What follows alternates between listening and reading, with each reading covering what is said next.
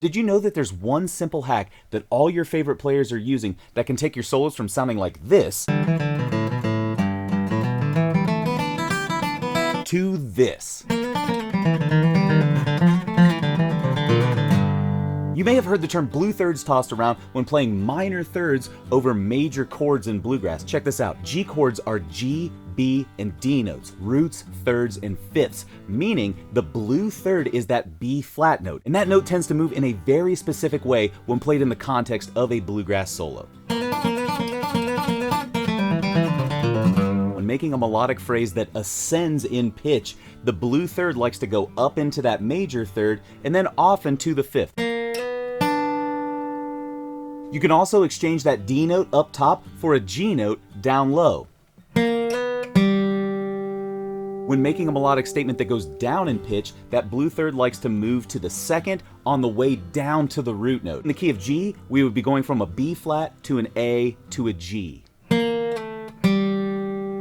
We can visualize both of these rules by drawing some pathways on the guitar fingerboard. You can see that we have a pretty limited range of notes to play a phrase. If you're familiar with major and minor pentatonic scales, you can use both of these as companion notes to the rule of blue thirds. Here's a quick recap of G major and G minor pentatonic in the open position.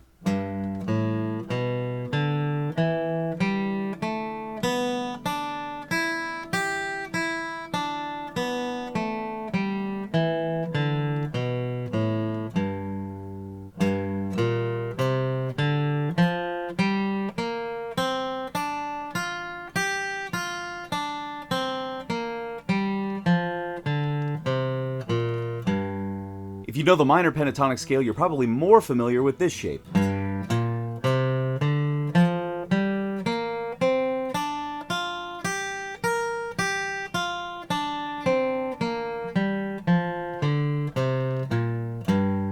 Whether you choose to dive into the major or the minor pentatonic sound, there's a common pathway that I like to think of as like bluegrass solo connective tissue. It kind of looks like this.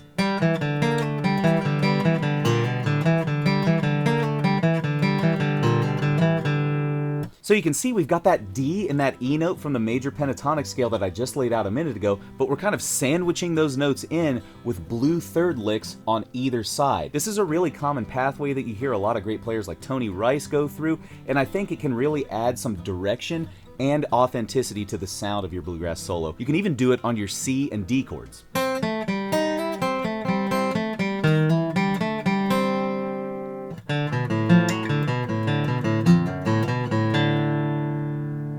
Now let's take this same lick and turn it on its head a bit. If we swap that E for an F, you can now look at this as a minor pentatonic lick that borrows the major third. You've probably heard Tony Rice exploit this one in the higher octave from that second box I showed you. It might be a little confusing to think of these as two different scales even though we're just changing one note from this lick, but if we think about these pentatonic scales as colors on a palette, we can go for more of a dark, funky vibe by dipping into that minor pentatonic sound, or we can go for a brighter, happier sound by going for major pentatonic. Either way, I'm a firm believer that most of the time you'll want to incorporate that blue third to major third motion to sound stylistically authentic. All it takes is removing the rule of thirds to see why.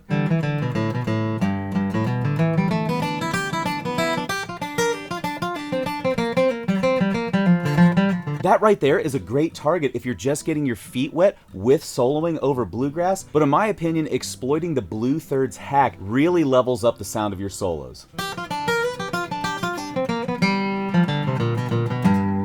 Here are a few examples of how I would solo over some common bluegrass chord progressions using the rule of blue thirds. If you're interested in a free tab to follow along with these examples, go ahead and check out that link below in the description. Also, I have no financial interest in this, but to back me up here today, I'm going to use my trusty old app, Strum Machine. Strum Machine is an essential app for anyone practicing bluegrass, and I recommend it to all my students.